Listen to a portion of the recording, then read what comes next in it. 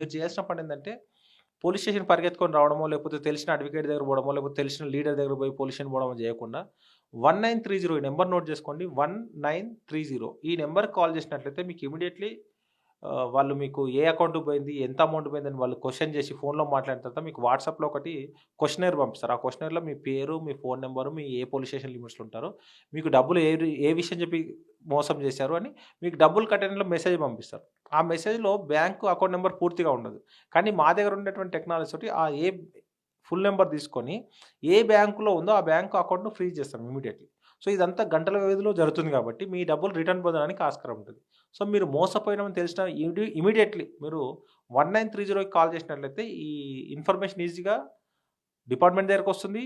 ఆ account freeze అవుతది. మీ amount return చేసుకోవడానికి, మీ అమౌంట్ మీరు పొందడానికి ఆస్కారం ఉంటది. అవును. మీ ఛానెల్‌లో చూసినప్పుడు ఒక కేస్ గురించి చెప్పారు సార్. 3-4 లక్షలు ఒక